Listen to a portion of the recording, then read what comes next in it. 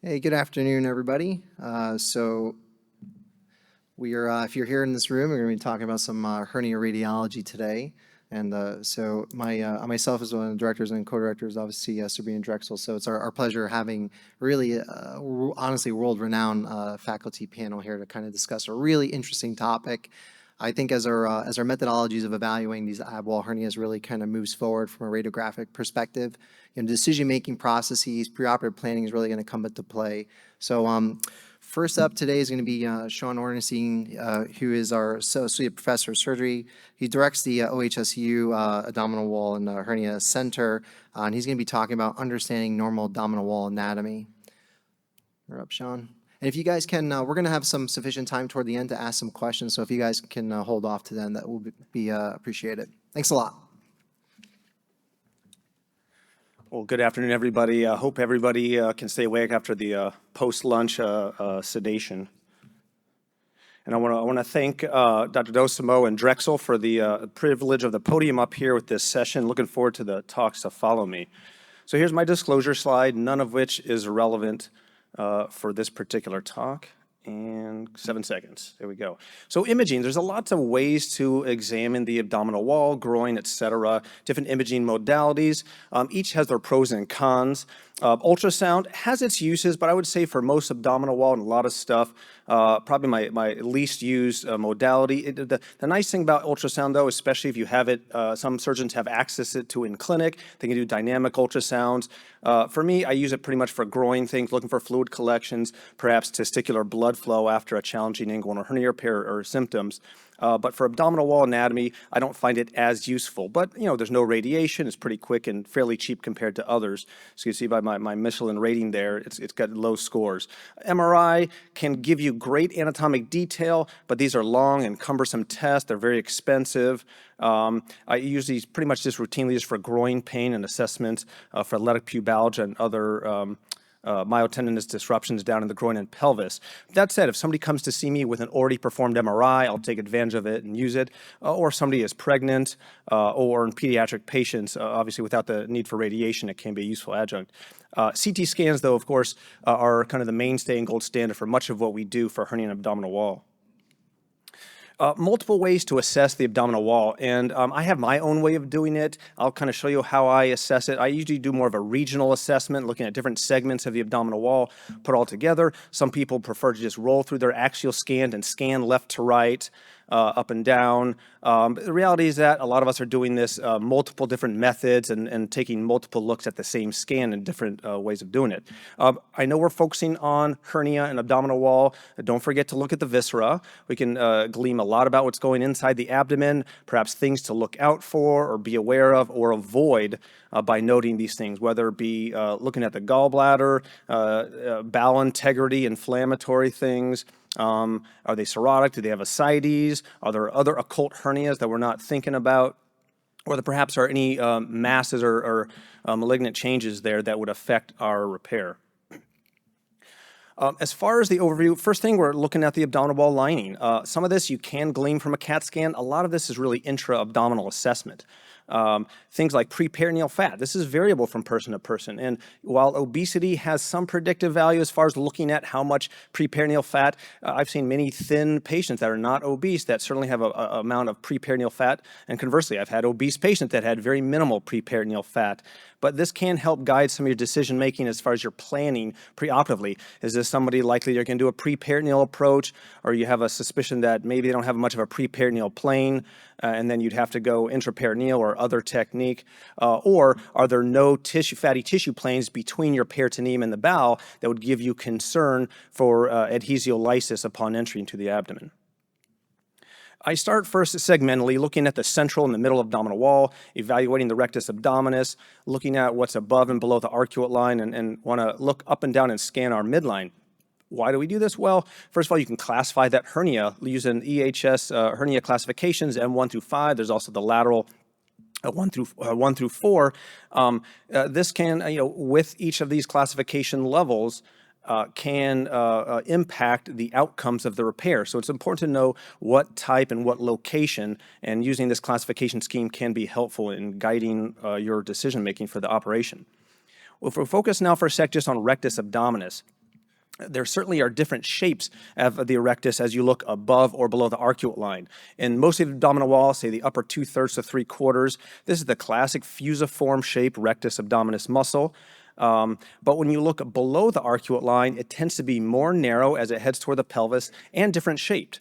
It's more of a cup shape instead of fusiform. Without that posterior rectus sheath, to flatten out and consolidate to rectus muscle, it bulges downward, creating this cup shape. And again, as you're assessing your abdominal wall, this talk that I'm giving you is for normal anatomy, but we're looking and reviewing the normal anatomy to prepare for your abnormal anatomy at time or preoperatively. Besides the shape of the rectus, it's also the size of the rectus. In a normal rectus on the left there's that classic fusiform shape and a pretty decent thickness. But if you take somebody that's perhaps elderly, deconditioned, and in some obese, they could be young but obese, that intra-abdominal pressure can stretch out the abdominal wall. And as people age, they develop more compliant abdominal walls. That tends to make that rectus muscle flatter and wider. And there are clinical implications of this. So if your intention is to do, say, a retromuscular repair, same size hernia in an elderly patient might be fine with just retrorectus only because of that wider width and greater stretchiness and compliance of the abdominal wall. Conversely, if that same size hernia in a younger patient with a less compliant abdominal wall, that may require more procedural work than just retrorectus. You might have to extend to transversus abdominis. So the size and that width and the thinness can be helpful determinants. Last thing to point about this slide is besides looking at the anterior and lateral abdominal walls, next time you look at your CAT scans, take a look posterior, look at the paraspinous muscle. One thing we note on that right CT scan is sarcopenia. We see that marbling, that sort of that wagyu kind of looking meat there of the paraspinous, and in this patient, the external oblique as well is kind of marbled. That is a sign of sarcopenia or muscle wasting. We see this in elderly, deconditioned patients. Our previous resident, Steve Siegel, wrote a paper about this with us, quantifying this sarcopenia, looking at muscle indices for it. And there are some, while our study did not show any correlation between outcomes and sarcopenia, additional studies have in the hernia world, but other things like in different cancer cases, sarcopenia can be predictive for poor outcomes. Moving on to just midline linea alba. What is a normal linea alba versus diastasis recti? There's lots of studies that look at this and try to really define it. And interestingly, the range is all over the place. We're talking anywhere from greater than a centimeter to 2.5, 3+ centimeters as far as the definition of diastasis. One of the papers I was looking at looked at a 2019 consensus that said greater than 2 centimeters of interrectus width, 3 centimeters above the umbilicus would be considered the definition of rectus diastasis. And that this is a table from the paper that shows average interrectus distances in millimeters down there at various points along the midline, showing quite a bit of variability from age range to age range, as well also from superior to inferior. Umbilical and epigastric defects, quite common. I thought that when I wrote a chapter about this, looking at umbilical defects, even incidentally, it was about 25% plus or minus. Some studies show 3 to 18%. Well, actually, a recent study looked at this, looking at patients that have never received an operation, and they looked at every single CAT scan of, I think, 500 patients and found that 65% of those patients did, in fact, have an umbilical defect. Now, that doesn't mean that any of those are pathologic, and who knows how many of those are symptomatic, but we find these incidentally in clinical exam as well as reviewing their imaging. And then the question is, so what do you do about that? Well, in asymptomatic patients, most of these do not require any intervention. But if you're taking that patient to the OR, that can be a useful entry point. Instead of making a separate hole, you can use some of these smaller defects to gain entry into the abdominal cavity to perform whatever repair you're needed if it's anatomically in an okay position for you. And then the question really for the surgeon to decide is, do these small little defects need repair? Again, based on symptomology and clinical exam. Moving to the superior region, it can't really glean much about the pericostal margin unless there's pathology in that area, perhaps some denervation and laxity of the abdominal wall. But looking at the xiphoid can impact what we do with our repairs, whether it be a subxiphoid hernia or perhaps if somebody has heterotopic ossification. This is abnormal bony growth, typically at the xiphoid process. It can happen in other parts of the abdominal wall as well. Some patients are symptomatic for this. You'd want to resect this at time of whatever surgery you're doing. But if you're doing, say, a subxiphoid hernia repair, this can impact your ability to close the fascia or even to close your skin if it really is a pretty large size heterotopic area that requires resection. Finally, at the lower part of the midline, we have our peripubic area. Want to look at what's the relationship of the rectum and the sigmoid colon to other structures in there, especially urogenital structures, bladder, uterus. Have they had a hysterectomy or not?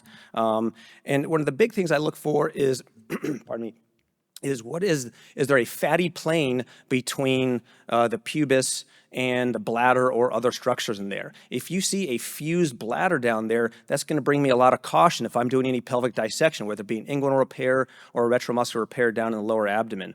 So besides looking for those clean fatty planes versus a fused planes, you want to know what is their surgical history. Have they had a prostatectomy or a cystectomy? Have they had a gender-affirming surgery? Or perhaps do they have prior mesh? All of these things can impact your ability to do a safe and successful repair in the lower pelvis, and a lot of this information can be gleaned by CAT scan imaging. And then finally, for the groin inguinal region, left side is showing more or less a normal inguinal anatomy. There's a normal contour to that area as you approach the pubis. And on the left side, there's really minimal to no fatty tissue in the canal. Conversely, looking at the right side, I'm not saying this is an abnormal scan, but we do see some fatty tissue within the inguinal canal. Is this pericord fat, that is testicular cord fat, or is this in fact cord lipoma, that is retroperitoneal fat that is creeping down from the lower retroperitoneum and creeping down into the inguinal canal? Finally, let's spend the last few minutes on the lateral abdominal wall, probably my favorite part of the abdominal wall to not only look at imaging as well as take advantage of for a variety of repairs. Looking at our trimuscular complex, we're looking at external oblique, internal oblique, and transversus abdominis. These layers intermingle with each other and overlap, especially on the medial aspect. And we're going to touch base on that because there's certainly clinical relevances depending on what type of surgery you're going to do. For external oblique, this inserts anterior to the ribs, especially the lower ribs 5 through 12, and of course contributes to anterior rectus sheath. So if somebody is doing a laparoscopic external oblique release, I know we don't do many of those these days, but there are surgeons that are still performing lap or endo external oblique release. A lot of times you're making your incision not in the abdominal cavity, but your incision is actually above the costal margin. Because external oblique inserts there, you can gain access to the external oblique, get under that as you incise it, and now you're working in between external oblique and internal oblique. And then when you're doing your external oblique release, you're kind of looking at the ceiling to do your myofascial release that manner. Internal oblique, not much to talk about it other than what happens medially. This is the one layer of this layer that splits into an anterior and a posterior component, so it contributes to both anterior and posterior rectus sheaths. But critically important for those that do posterior component separation with transversus abdominis release, that posterior lamella is a critical anatomic landmark that we use and need to understand appropriately to do a successful and safe TAR. So transversus abdominis, unlike external oblique, which inserts anterior to the ribs, transversus abdominis inserts deep or posterior to the ribs.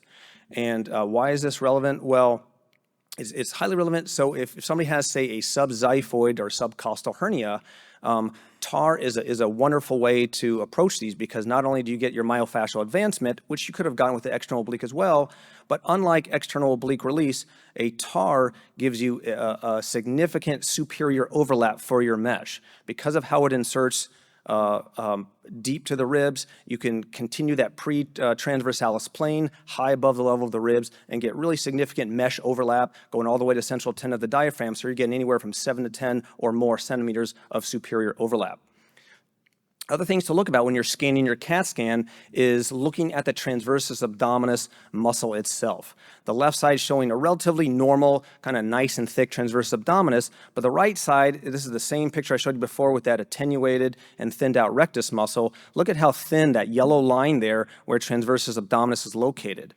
Anytime I see an abdominal wall with a really thin and attenuated abdominal wall like that, I have to take a pause and have a little caution if my intention is to perform transversus abdominis release. It's not to say it can't be done. It certainly can be done, but perhaps with a little more caution. I know that if I'm going to see a thin transversus abdominis, not only is that layer going to be thin, the aponeurosis will likely be thin, but along with peritoneum and transversalis fascia, also will probably be somewhat thin and perhaps maybe more prone to making holes that will require suturing or other management to take care of those holes. The anatomy varies from superior to inferior, and interestingly about the medial aspect and how it interrelates to not only the internal oblique, but also to the rectus abdominis. And so for those that do transversus abdominis release, this is a critical and part of this, meaning in order to do a safe and successful TAR, we want to be medial to those neurovascular bundles, and we first start by incising that posterior lamella of the internal oblique. We can see that on this CAT scan here nicely, although it doesn't show up all the time on imaging. But when we look at the relationship of transversus abdominis to the semilunar line, we see this classic Frank Netter drawing where all three layers, that the two obliques and TA meet at this happy bundle here. The reality is that is only one part of the abdominal wall. If we really look at it, especially superiorly, we see transversus abdominis, the muscular part, extending quite medially deep to the rectus muscle there. Whereas our semilunar line is more lateral, TA is going much more medial. And this changes as you go from superior to inferior, where transversus abdominis is very muscular up top, and it's much more aponeurotic down low. So in the upper portion, if you're doing a TAR, a top-down approach of a TAR, you're cutting muscle fibers on only pretty much the upper quarter to third of the abdominal wall. In the middle there is that classic Netter drawing where the two obliques and TA form that happy bundle right near the semilunar line. But in that part, in the lower aspect, you're only dividing aponeurosis and transversus abdominis because that muscle has moved much more lateral.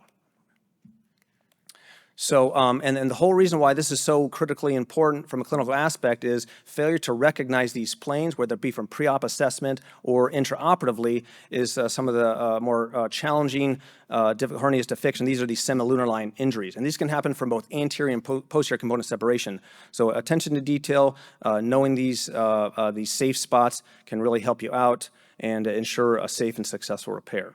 So to conclude, there's a variety of different imaging modalities, and while each has their pros and cons, CAT scan really gives us the optimal detail for this, for planning out your approach. Knowing your baseline normal anatomy can really help you identify the pathology that you're looking at, whether it be intra-abdominal pathology or abdominal wall pathology, and the ability to compare and contrast the abnormal with your normal anatomy can really help you plan out your hernia repairs.